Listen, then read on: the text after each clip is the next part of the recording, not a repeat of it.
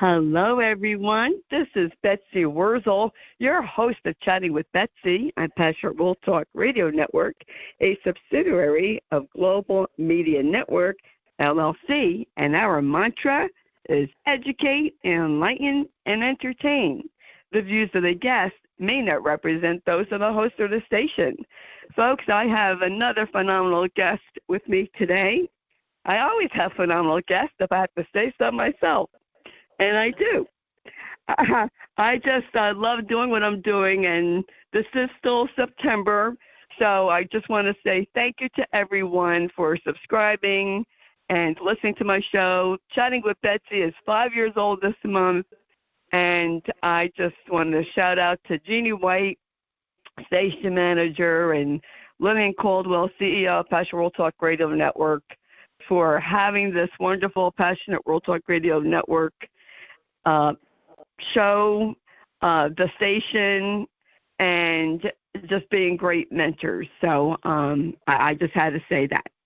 And with me today is Audrey Gale, and the last name is spelled Gale, because there's different ways of spelling it. She is author and writer of The Human Trial. It's her first in a series, a medical thriller. And before that, she wrote a legal thriller called The Sausage Maker's Daughter. And I just want to welcome Audrey Gale to Chatting with Betsy. Oh, I forgot to say, you were in the banking industry for over 20 years, and you dipped your hand into the writing pool, and you're very successful. So welcome to Chatting with Betsy, and congratulations. Thank you, Betsy. It's lovely to be here. Thank you. I love to be a part of a show that talks about entertainment and enlightenment and education, all three aspects of what's behind my book, The Human Trial. It has some serious science in it, but it also has a riveting story, I hope, and wonderfully flawed characters and all the good things that carry a story along and kind of grab you and hopefully don't let you go till the end of the book. And then there's going to be two more. I'll tell you what, me personally, I love medical thrillers. I used to read Robin Cook.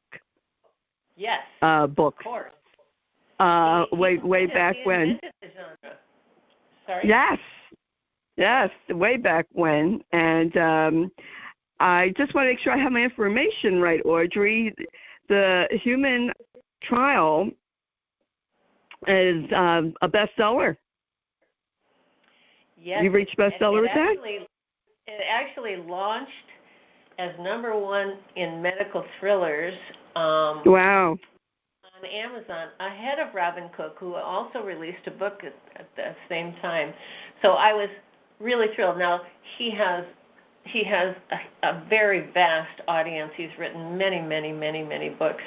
So I think he's well caught up and surpassed. But, yeah, it launched as #1 in medical thrillers and also in science-based books. So we were off to a very good start. Wow. How did that make you feel that you dip your hand into this series that you're going to, that you started, and you became a #1 bestseller? That's phenomenal. It's in a way it's humbling because Robin Cook is someone I've read, and he's a household name, and I'm not, but that's today, and who knows what tomorrow may bring. And anyway, it's kind of humbling. It's kind of humbling, I have to say. Well, I could tell you this, Audrey, that Passionate World Talk Radio Network is heard in over 170 countries. So you will be getting heard. You will be definitely getting heard on a global scale. And you won another award for this book. If I could read my handwriting, 2024 Independent Press Award for Distinguished Favorite in Medical Thriller. Yeah. Did I read that right? I did. Sometimes I can't read my own handwriting. It sounds like my handwriting. I go, what was I thinking? But yeah, so the awards are really nice. It's nice to be recognized for your work. It's been a lot of work because there is real science that inspired the book. And so I had to learn a bit about quantum physics. I had to learn a bit about pathology, medical pathology, and how all of that works. And I had to just do a really deep dive. And it was all based on personal experiences that I look back on now and say it felt like the universe was slapping me 3 times, kind of hard, with pay attention here, pay attention here. And I finally just said, okay, I am going to do whatever it takes to understand what I have just seen or experienced or both, and I'm gonna turn it into an exciting, a suspenseful story, so that it's not a scientific book by any means meant for scientists. It's meant for a broad readership, because what I hope happens, in part because of this book, is that we start to realize there are so many options that we have been purposefully or non-purposefully uneducated about. And the medical system could use some revamping. It's way too expensive in the United States. It's very much chemical/drug oriented, and there are ancient and modern practices that are non-invasive and can be very successful. And I think we all deserve to know about that. Yes, I agree. When I was looking and reading about your book, and I just want to tell the audience that, a lot of research goes into writing a book, and I have such an admiration now for writers since doing the show, because of the research that goes into writing a book is just a mind-boggling, the creative process, the writing process. So I admire you all. I did a show back in 2022, I forgot what month, I want to say September for some reason, Tom Palladino with the light therapy and quantum light therapy. And that was, back in 2022. And here's your book that talks about that in your book. And I was like, wow, maybe I'm thinking it's not far-fetched. It really is not. And when, and like when I read Robin Cook books way back when, it sounded far-fetched back then, but it's not.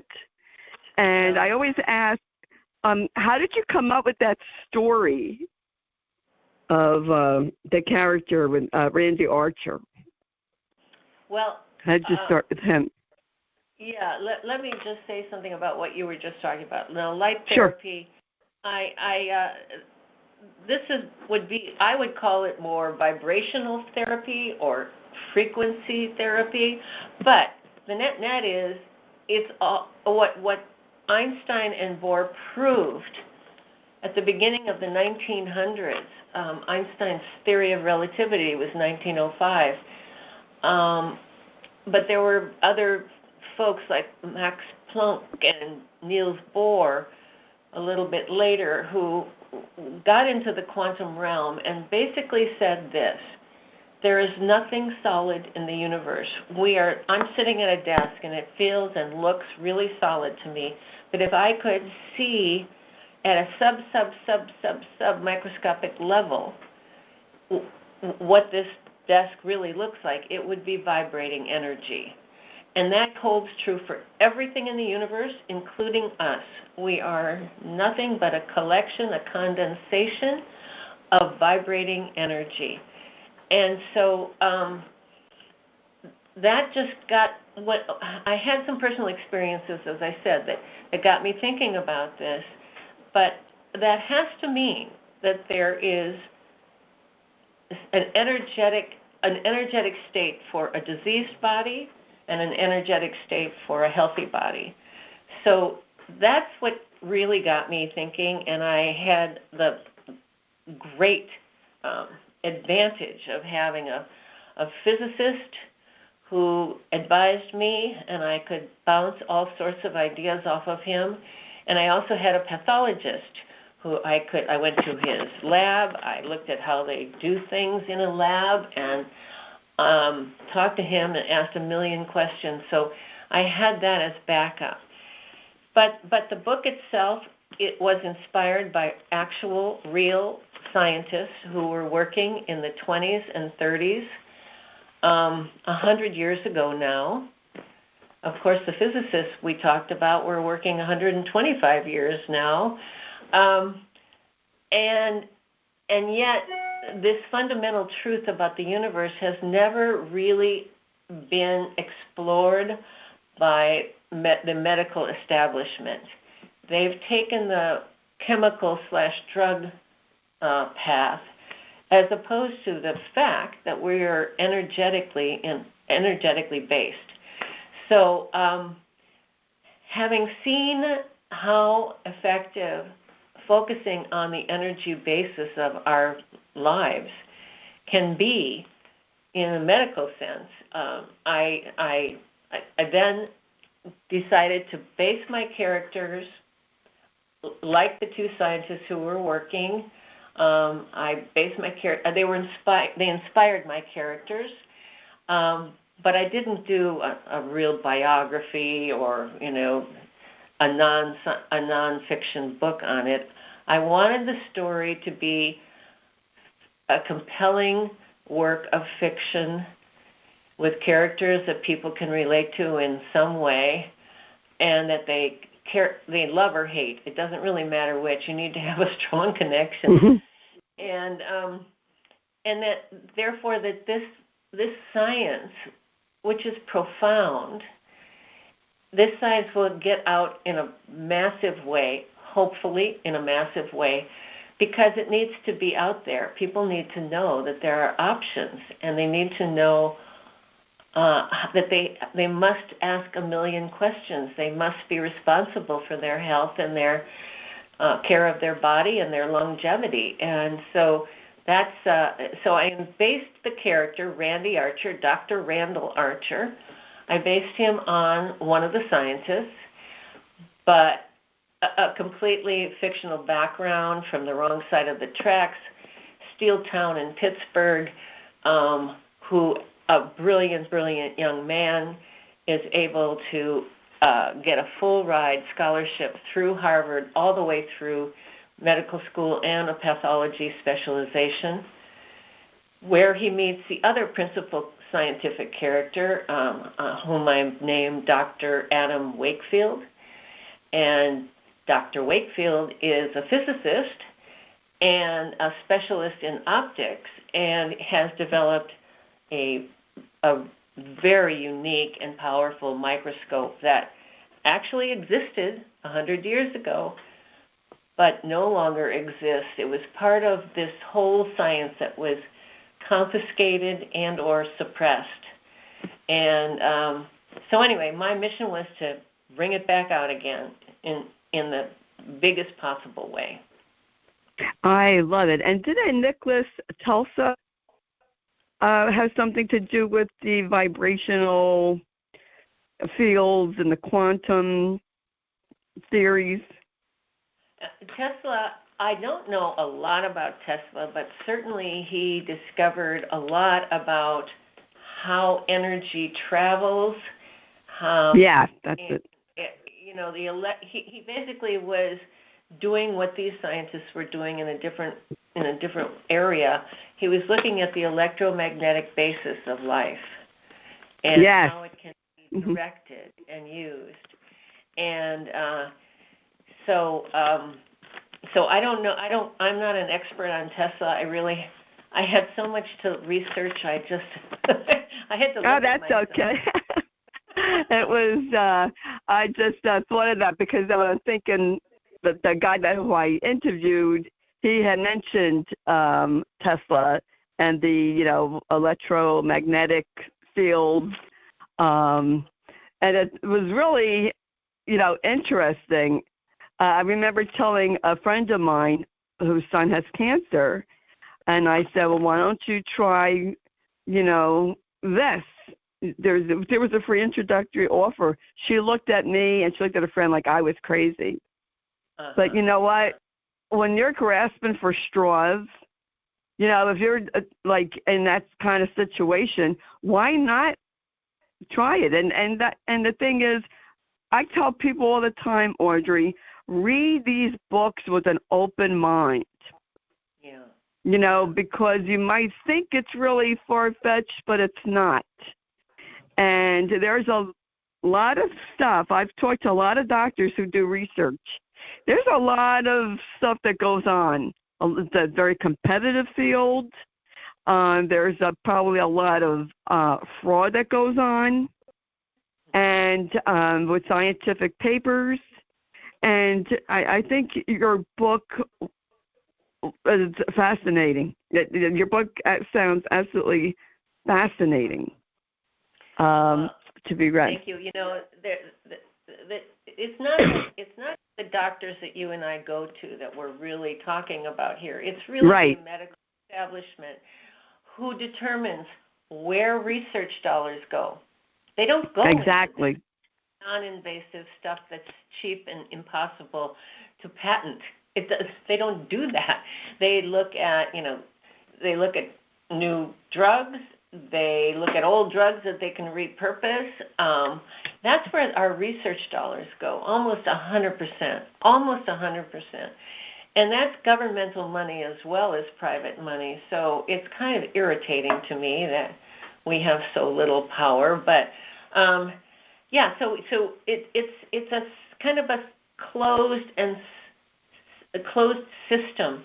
The medical establishment says there's 3 acceptable ways of treating disease: chemo, radiation, and surgery, period. And they make sure that the licensing process emphasizes that. The certification and recertification processes look at that, emphasize that. And so the doctors who we see on the front line, they have wonderful intentions. Most of them really care and really want to help. But they haven't had the education that they've needed. They've been steered in a specific direction. And it's worse than that even, because these huge drug companies that are global, et cetera, they have so much power and wealth and influence. I was shocked and really horrified to learn that our medical schools, now this is true in the United States, I can't speak outside of the United States, but within the United States, our medical schools are funded by these drug companies. That says a whole lot about curriculum. And so Yes. I was going to ask you about, big pharma, because big pharma is not going to want alternate not medication, but alternate ways to treat a disease, because that will take money away from them. You go. Go ahead. No, go ahead. It's part of the very term itself, the status quo. Anything that threatens their hold on power, wealth, influence, etc. It's normal to want to hang on to all those things, I think. Oh, I think I lost you there. There you are. Oh. I couldn't hear you, Audrey. Oh, should I repeat that? Yeah, go ahead. Yeah, I was just saying that the term status quo implies exactly what it is. People hanging on to their wealth, their power, their influence, their control, whatever is important to them. And certainly the pharmaceutical field has a big, huge stake in keeping this enormous amount of money flowing in. And again, it boils down to what can you patent. You can't patent electromagnetic energy. You might be able to patent some kind of tool, etc., but it's almost impossible to think it would be the same kind of wealth. And but you know, it's the truth will out, and I think we're sensing. I know you Betsy are also sensing that people are becoming dissatisfied. You know, we don't even use the word cure when we're talking about medical things. It's remission seems to be the best you can do. And with treatments that will spawn side effects, that could spawn other diseases, that could spawn lots of invasive and discomforting things in your life. So, yeah, I mean, it's just time that we took a broader look. And unfortunately, because of the influence of these huge medical concerns, they've sort of, our government has become complicit in all of this. Instead of true and transparent regulation, we have what one doctor at Harvard, Dr. John Abramson, said: there's only one place there's complete bipartisan agreement in Washington, D.C., and that is in accepting large contributions from drug companies. So the system is very well, it's a circular, closed circle. It's a closed system. And so it'll be hard to break through, but I thought the best I could do in terms of breaking through would be to write a riveting story about people who get involved in this, in coming up against these big, powerful concerns and how it affects their lives, which is dramatically. Yes, I could imagine. And I like to give a lot of the book away when I interview someone because I want the audience to pick up your book. I would imagine that these people were in danger. Were they in? Yes, absolutely, Betsy. They absolutely were in danger. They thought when they made a breakthrough discovery about the basis of disease, which they zeroed in on the unique frequency vibration of diseased microbes. And they also zeroed in on the fact that if they could recreate that frequency, they could overwhelm those little nasty microbes, and it changes cell shape and function, and eventually kills the microbes of the disease and does not touch anything else. So there is a completely non-invasive, cheap, quick. I've seen it applied to leukemia, and that's really what sent me into writing this book. Yes, your personal story. Yeah, I finally had to take the time to understand and investigate and research, and as you say, there's so much research that goes into any book, basically. And this was years of research for me to feel like I not only understood the quantum connection to pathology, but I understood it well enough to write about it. And that took me years. How long did it take you to write this book? Well, I feel like my entire adult life, but that's probably a slight exaggeration. I actually tried to write this book before I wrote The Sausage Maker's Daughters, And that's when I realized that I really needed to educate myself on the actual writing aspect of fiction. I've always read a ton, and I do read all kinds of books, scientific books, nonfiction, fiction, biography. I just like a well-written book, period.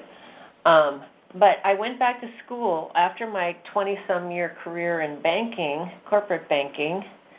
I went back to school and got a master's degree in writing because I just wanted to know what I didn't know, and that was gratifying. And it actually resulted in my first published book, which is The Sausage Maker's Daughters. It is a legal thriller. And I had a very good friend back in the day who was a Superior Court judge here in the Los Angeles area. And he started to talk to me about my book, and I was sort of waiting for what did I do wrong, what did I miss, and he couldn't have been more complimentary. And so net, that just proves to me that what you really want to understand, you can understand. You have to give it the time and the energy, and you have to be serious about tracking down all the information you need, but you can understand what you want to understand. So anyway, that's how I end up researching all my books, and I'm moving the story of the human trial from the 20s, and it actually takes place mostly in the 1930s, which was a very interesting decade.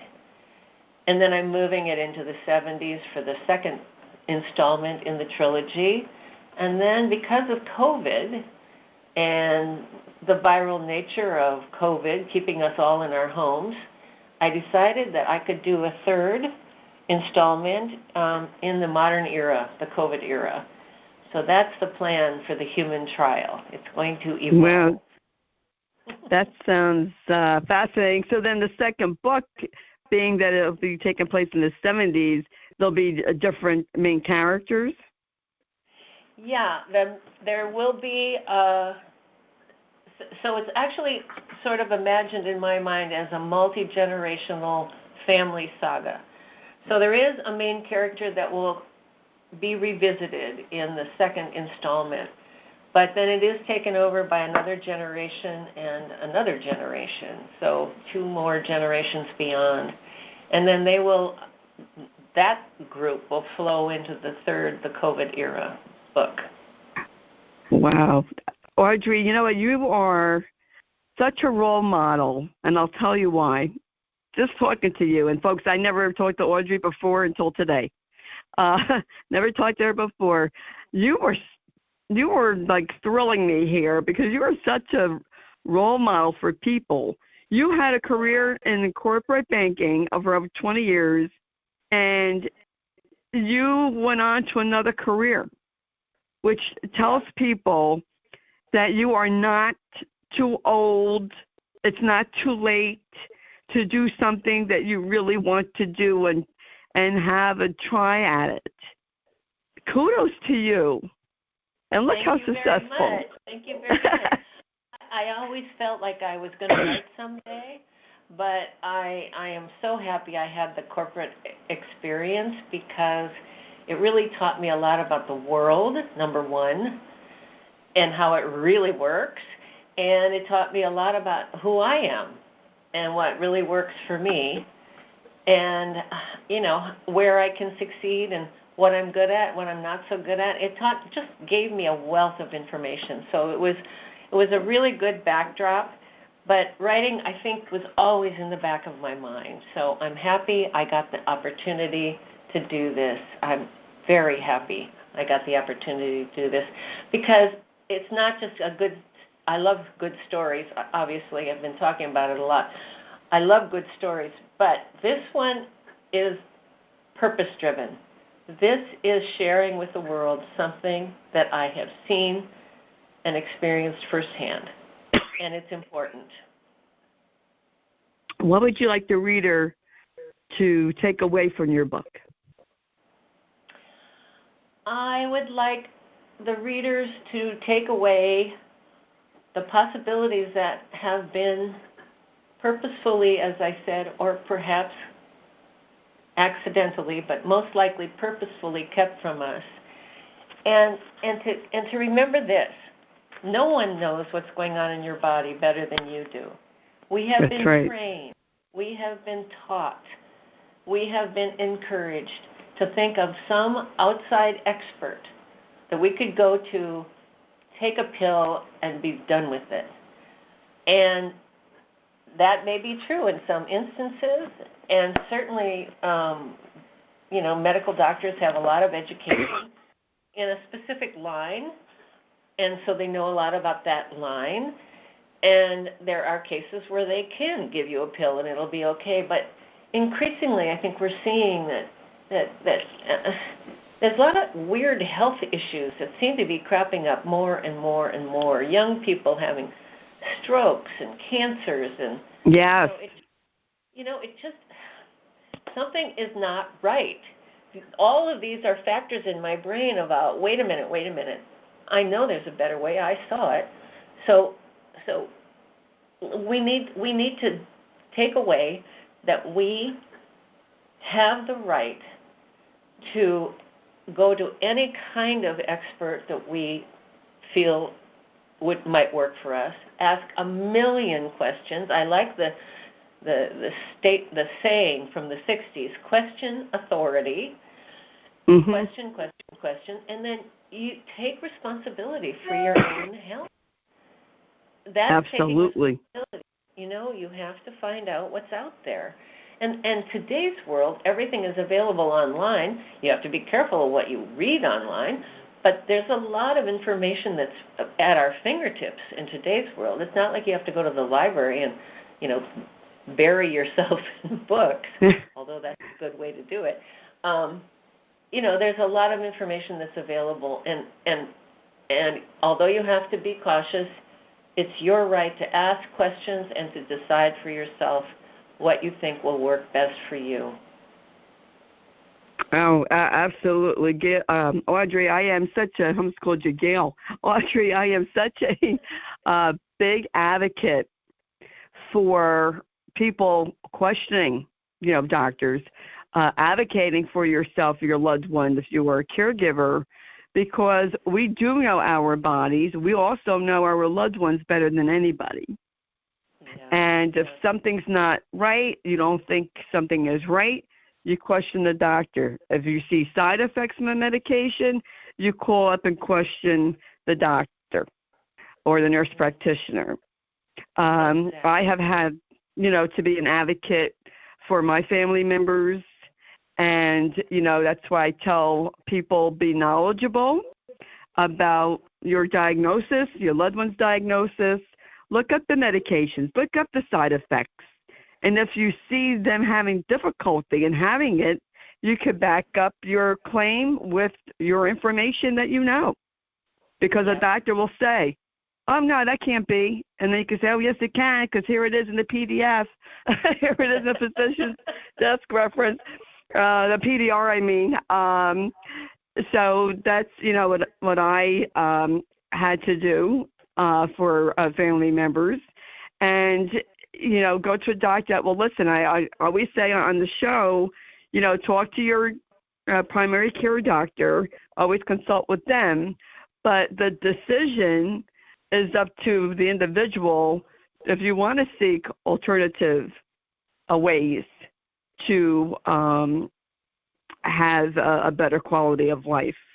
And people, I think, you know what, Audrey, I think people are going for that now more, being more holistic and wanting more like a natural way of healing rather than chemical.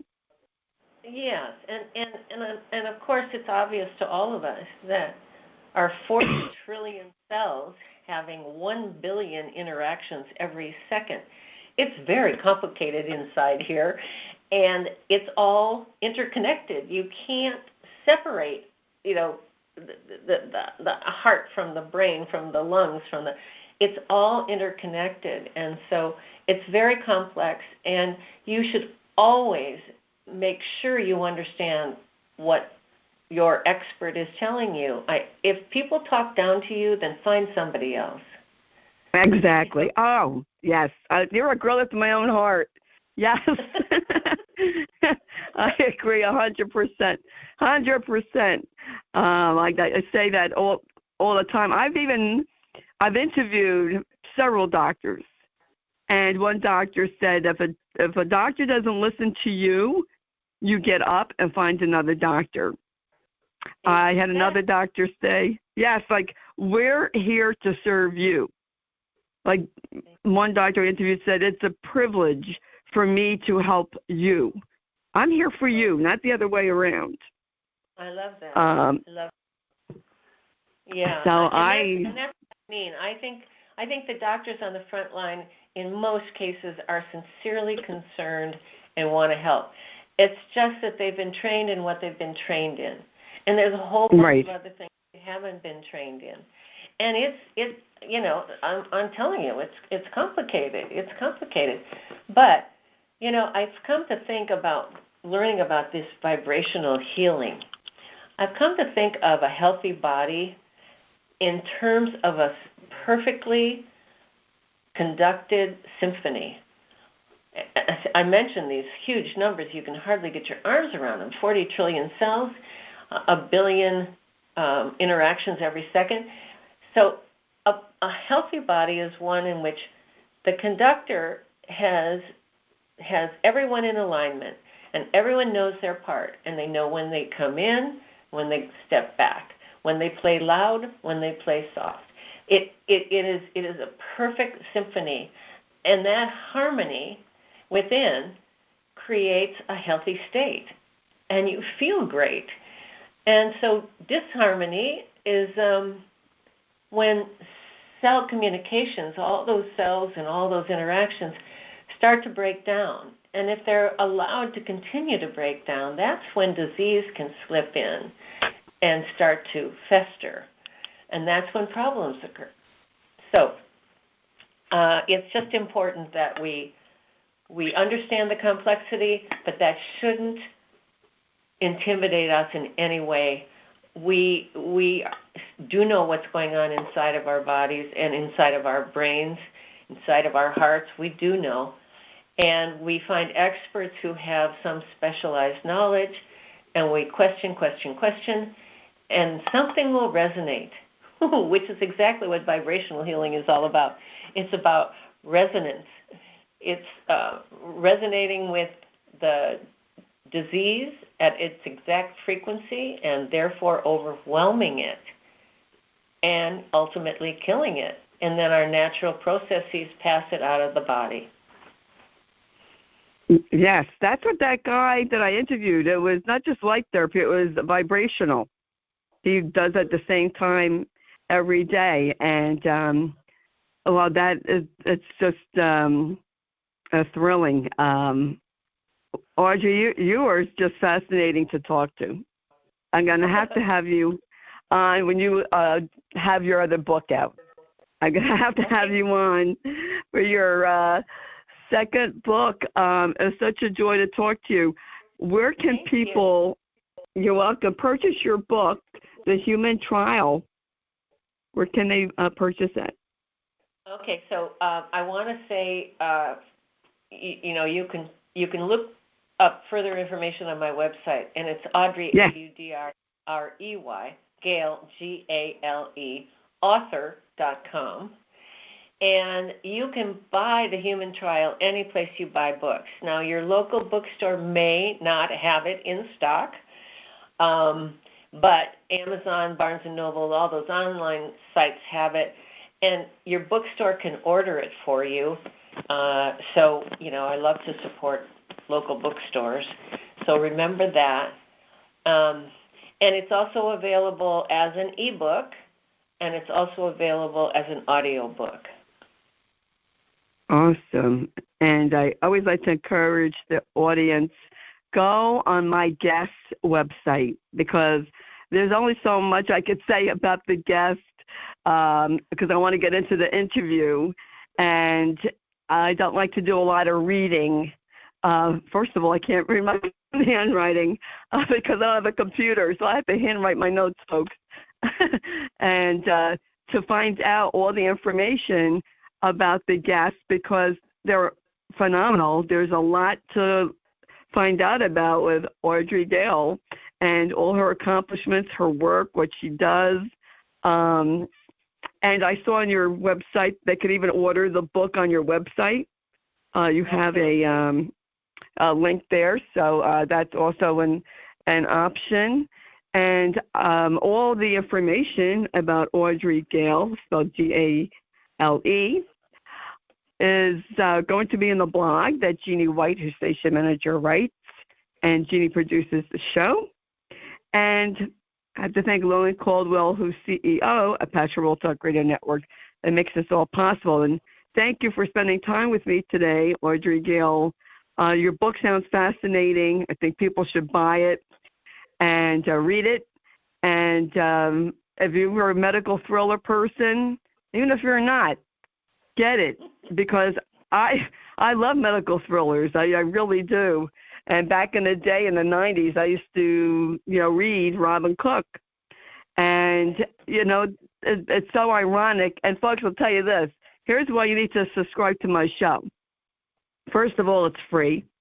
It's on Spotify, Spreaker, Apple, Amazon Music, to name a few.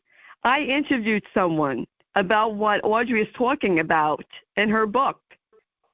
And I have always been ahead of my time interviewing people about topics that then later on you hear about them and other people are doing the same thing or they're interviewing them. I have interviewed people about many topics that were not discussed because I will talk about the taboo. And I do talk about the taboo on Chatting with Betsy because I'm not afraid to. And actually, Lillian Caldwell is all for talking about taboo subjects. There is no topic on Passion World Talk Radio Network that's taboo. We talk about everything.